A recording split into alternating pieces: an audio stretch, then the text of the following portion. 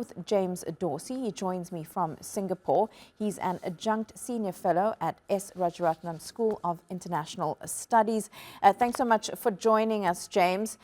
So why do you think the U.S. will not say that what's happening in Gaza right now is genocide? Pleasure, Vishni, to be with you.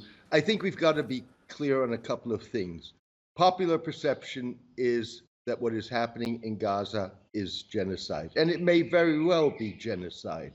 However, that has yet to be legally determined, and the determination for that is whether or not there is intent, which is very hard to prove. The International Court of Justice has said it could be genocide, and there's enough evidence for it to look into that and to come to a decision. I don't think you're going to see the United States, irrespective of whether or not it hardens its policy towards Israel in the near future, but you're not going to see the United States predetermine the legal outcome of this. And as long as there's not a legal determination, the United States certainly will not call this genocide. Whether it does so once the International Criminal Court, if it does, determines that it's genocide remains to be seen. Take a long time before that determination is made. Do you think, though, that with the rising death toll in Gaza, now with this looming Rafah operation, that international perception of Israel is changing the longer this war continues and the higher the death toll becomes?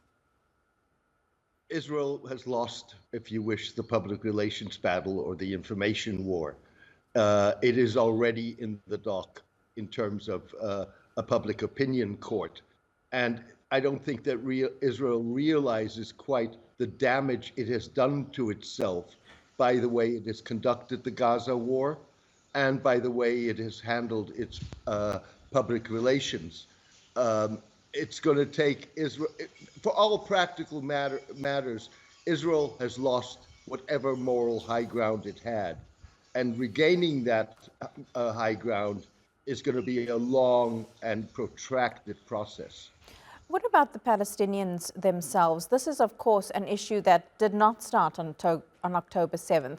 This is a long-standing issue. They have been living under an occupation. If at some point it is recognized legally by the International Court of Justice as a genocide, how does that help Palestinians, especially those who've lost family members, they've lost their homes, they've lost so much in the last 8 months?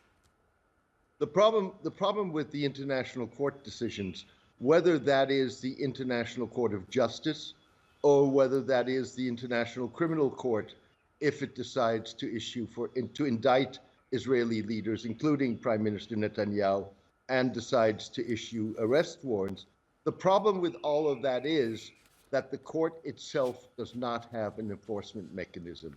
Enforcement is dependent on governments. So, for example, if an arrest warrant were issued, a government would have to act on that arrest warrant if the person for whom the arrest warrant was issued is present in their country.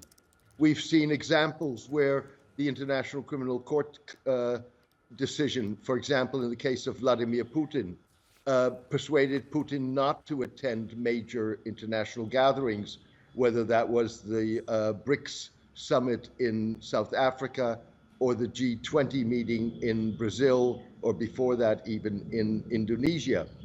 On the other hand, we've also seen governments, including South Africa, evade their obligations under the statutes of the court.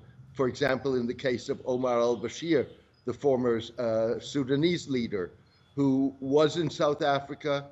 A South African court affirmed the international arrest warrant, and Omar al-Bashir was allowed to escape through the back door.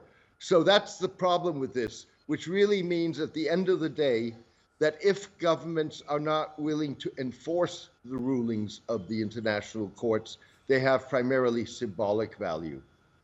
James Dorsey, as always, appreciate your analysis. Live to us there from Singapore. Thank you very much. Always a pleasure to be with you.